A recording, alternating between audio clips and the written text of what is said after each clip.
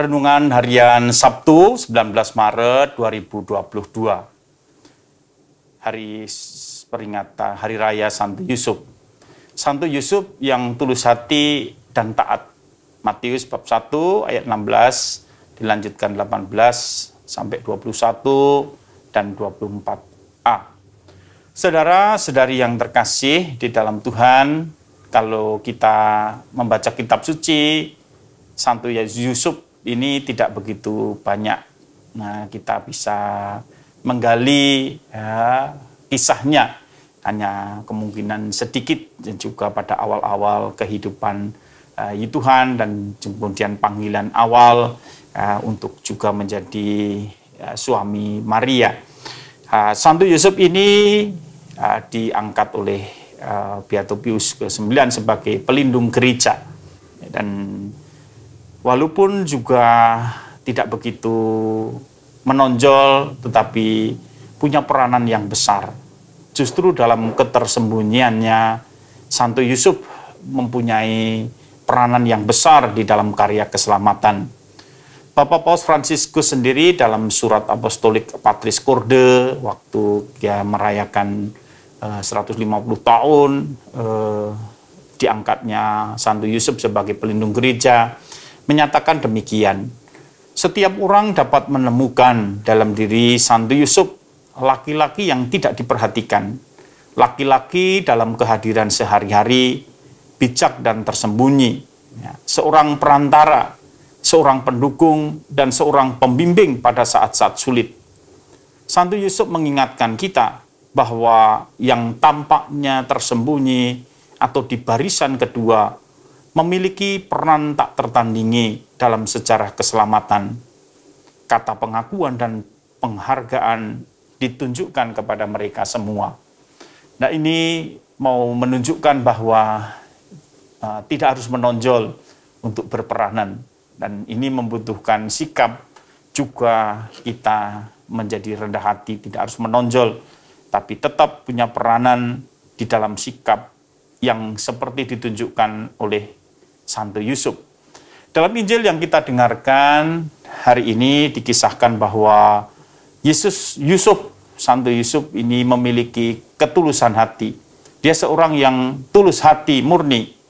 Ya, dan ketika tahu bahwa Maria mengandung dari Roh Kudus, dia tidak ingin mencemarkan nama baik Maria. Itulah ketulusan. Tidak menginginkan Maria mendapatkan nama buruk. Karena itu dia punya rencana untuk menceraikan Maria diam-diam.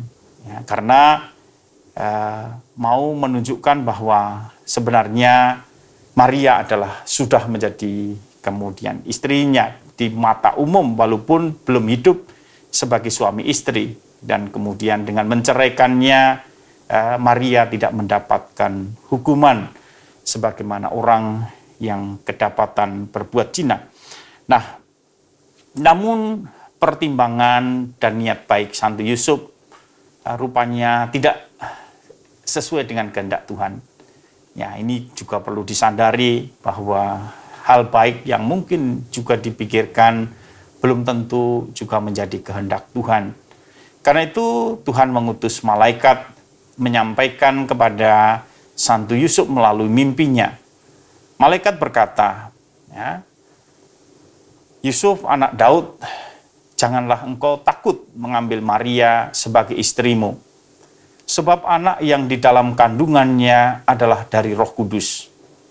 Ia akan melahirkan anak laki-laki dan engkau akan menamakan dia Yesus, karena dialah yang akan menyelamatkan umatnya dari dosa mereka. Dan kita tahu dari kisah Yesus bangun dan melaksanakan apa yang diperintahkan, yang dikehendaki Tuhan itu.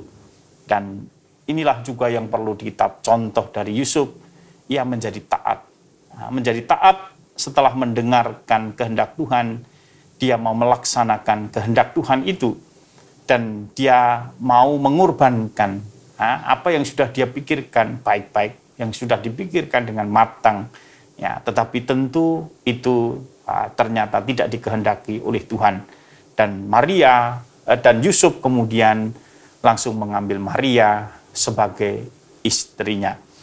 Nah, saudara-saudari yang terkasih di dalam Tuhan, dari Santo Yusuf dan dari kisah yang kita dengarkan dalam Injil, kita bisa belajar untuk menjadi orang yang tulus hati dan menjadi orang yang bijaksana dan menjadi taat. Ya, tulus hati berarti kita harus juga selalu menyingkirkan niat jahat kita terhadap orang lain, pikiran buruk tentang orang lain, ya, memperlakukan orang lain tidak baik. Kita sungguh harus memiliki tulus hati terhadap orang lain. Kita harus memikirkan kebaikan orang lain, nama baik orang lain, dan juga kemudian hal-hal yang paling baik juga bagi orang lain. Kita tidak punya niat jahat untuk merugikan orang lain.